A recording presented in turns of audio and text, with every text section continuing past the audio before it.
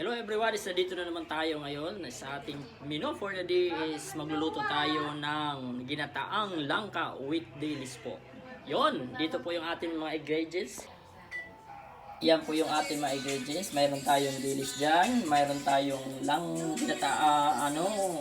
gata, at saka ito na rin yung langka natin. Mayroon tayong bawang, sibuyas at saka sili. Yan po yung mga ingredients natin ngayon. Pagluluto tayo ng ginataang langka with dilis. Yon, let's go! And mga kapapart, habang pinapakuluan natin yung langka, magluluto na tayo ng dilis. Kumbaga, pipritoy natin yung dilis. Igigisa na lang natin para maging malutong siya, para maging masarap kapag ihalo na natin sa langka, sa ginataang langka natin. Yun, diba? Yan, pipirito na natin ang ating dilis. Yun, diba?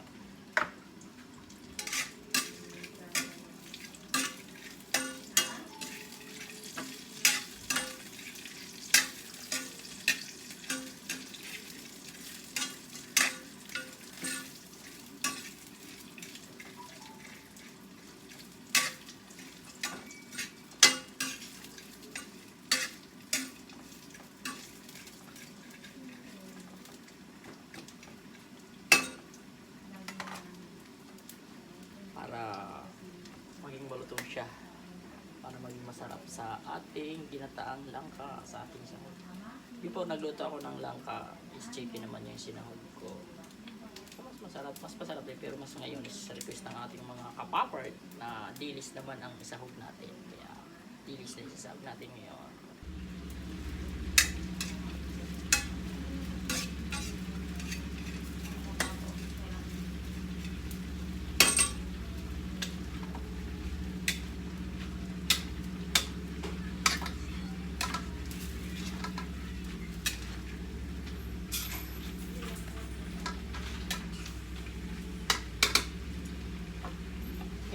Ngayon is ilalagay na natin yung first gata niya para masipsip ng langka.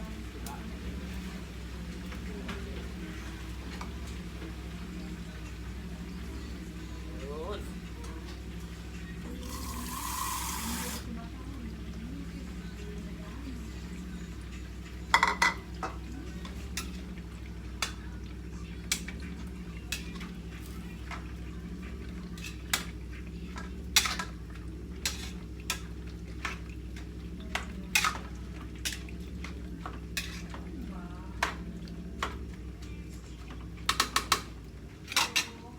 Tatakpan naman natin uli para maluto siya ngayon. Tapos ko na prito yung dilis, maya maya ihalo na natin katapos nung langka. Ayun, luto na po yung ating langka. Ilalagay ko na yung ating dilis ngayon.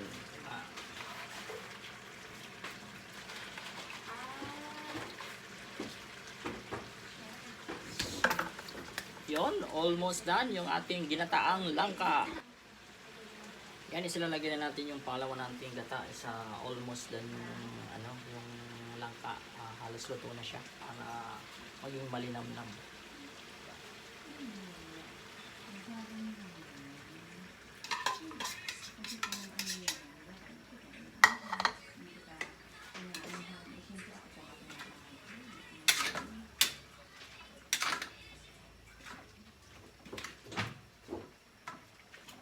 Hoy. Ay, nakita mo ang tao eh. Malaki na yan. Maya maya is luto na siya. Ilalagay ko na yung ating dilis, pampalasa at pampasarap, di ba? Yun. Abangan nyo mamaya ang ating finished product. Ayan, luto na po ang ating langka, ginataang langka, di ba? Yan na po yung ating pinaka finished product. Yun, di ba? Ayun, see you in my next video. Thank you, bye-bye. Kala ko see you